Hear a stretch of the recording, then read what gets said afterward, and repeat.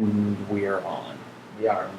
So, hey everybody, it's Patrick. Hey, it's Jeffrey. And we're back for another action figure Bio talk thing.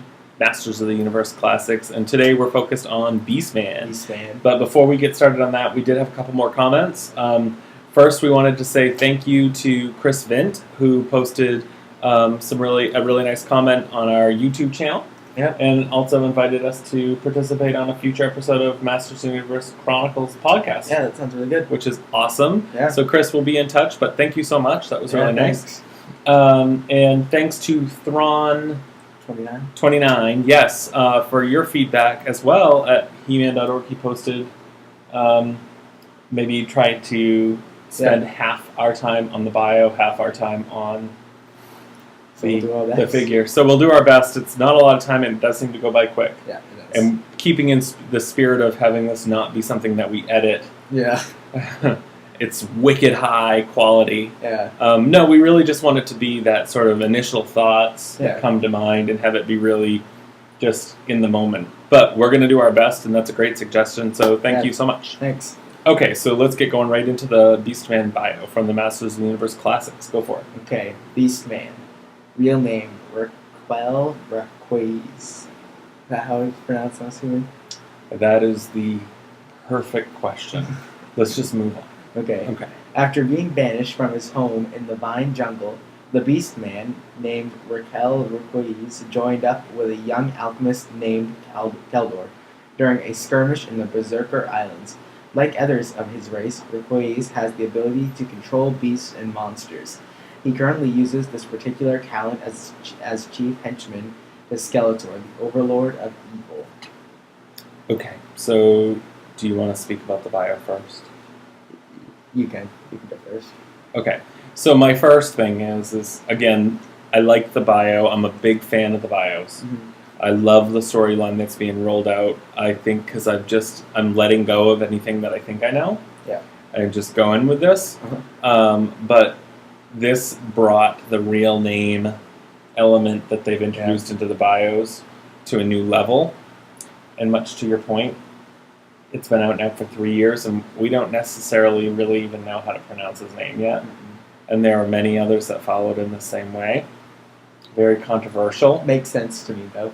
Why is that? Let's talk about it. Because you like the real name inclusion? I like that they include a real name, because I think like what they call these people aren't really real name type of things. And these are different kinds of people, so of course they would have different names. Sure. So I think it's a cool aspect. I'm not a big fan of having the unpronounceable real names, but I like the different names and that they include a real name. Okay, so you're not necessarily a fan of what they're choosing for real names. No, but I like that they include a real name. You're not opposed to real names.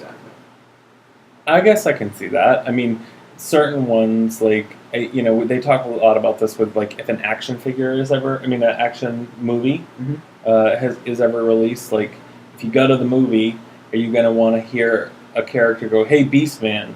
Or are you going to want to hear somebody say, hey, Raquel? I think you want to probably hear him say, hey, Beast Man, because that's what you know them by, but I think it's also adds to the story to know really what the names of them really are. Yeah. I totally agree. I think that the names could even be a bit funky, but I don't think they have to be quite that. Yeah. I don't know. I know that Toy Guru... Like Keldor, for example. Perfect. That's something Man-at-Arms is Duncan. Yeah. Right. Like, that's unpronounceable, but not as common as you usually would find. I totally agree. Yeah. And I don't know, maybe somebody can post, I don't remember, a lot of the real names that are a bit bizarre are actually old, like, working names for when they were trying to develop the characters. Oh, yeah? So, like, Skeletor was originally referenced as Demo Man. Yeah. So, of course, Skeletor's real name is Keldor, and Demo Man, blah, blah, blah. But some of these figures' real names, I believe they have worked in. If somebody knows the answer, was this Raquel Raquez ever used in any other canon before? I don't believe so, but... So we're at the 4-minute and 40-second mark, so we'll just keep talking about the bio a little bit longer. Yep, sure. What did you think about his story, though? I like the story. I think it is definitely lives up to what the bio really should be, and why is that? The background of, like, it really gives a little bit of background mentioning he's from the Vine Jungle, and how he came to be part of Skeletor's group of people. Nice. Yep. And what his powers, like what not really powers, but what his abilities are that he can do. So coming from the 2000X series that you loved so much, Yep. You didn't know how Skeletor and Beast Man ever got together. No. You learned that here. Mm-hmm. What did you know from 2002? Nothing. I just know that they fought together and that Beast Man was kind of like a henchman of Skeletor's. That's about it. Yeah. So that is where some of the bio comes in and helps. Yeah. The 2002 comics did give quite an extensive background. Yeah, I didn't read those. Right, and the Icons of Evil Beast Man, this is pretty much straight from that. Yeah. I don't actually think, other than the real name, I think everything else comes from the comic. Oh, it does. So it was really awesome comic. I'll get it. You can check it out. You were not really big into. You were too young. Yeah. Yeah. So, okay. Well, so I like the bio a lot too. Yeah. I could just have taken maybe a little bit more. I would have liked to maybe seen a little bit more for a reveal on Beast Man, because this was something pretty much that we already knew, other than the real name. Yeah. Other than that, I'm totally fine with it. Nothing jumped out at me as negative. Yeah. So cool. I don't know if we've got any more on the bio. 6 minutes. So you want to start talking about the action figure? Sure. You think that'll be all right with Thrawn? Yeah. Okay. Okay. So, Beast Man action figure. Beast Man. He's sweet. Yeah, he is good. I like him a lot. Mm-hmm. He looks very much like pretty much identical to the original Yeah, he does. card back art. So the toy, the original toy back in the day, didn't really look as much like this. Mm-hmm. But it looks just like the art on the back. Yeah. That said, there have been a lot of other figures that have come out in this line since Beast Man, and he's starting to actually be one of my most irritating figures. Why is that? Because if you put him next to somebody like Clawful, or Merman, or Trapjaw, he's almost, I dare say, too detailed looking. Yeah, I agree. You do agree? Yeah, I see that in him. He's not quite as cartoon. I mean, he's an awesome figure. When I see him, I think of the 2000X kind of Beast Man. I see the detail in him as I would have seen in the other one.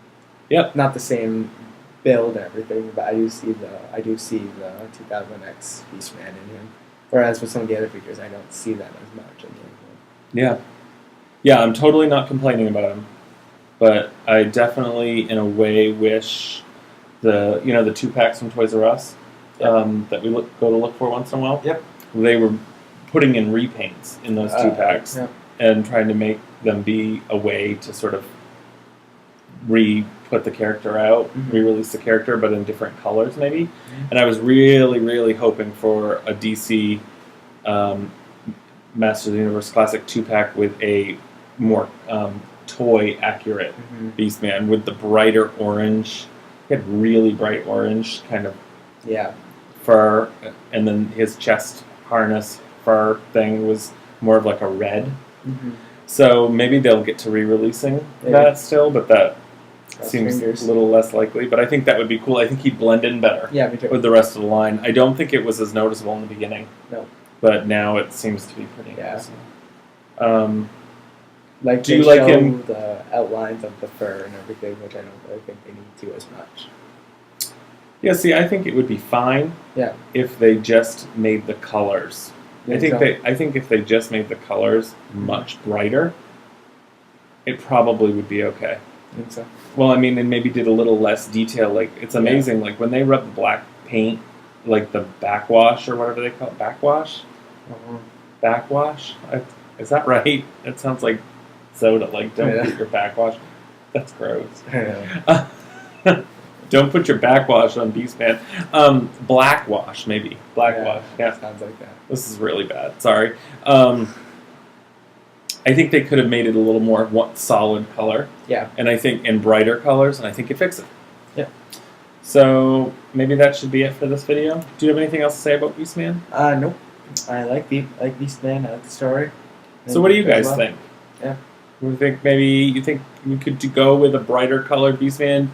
Do you think that it's a problem that he's a little more realistic in both color, a little more muted in color? You know who else was muted? Who? Is well, we'll get to that in future. We'll wait. Figure fact bios. All right. Tune in next time so you can find out. Well, some other time. Some other time. Yeah. Not now. Not now. All right, you guys. Thanks again for the comments and the feedback. Hope you like this video. And thank you. Till next time. Yep. Good journey. Good journey. Peace out. Peace.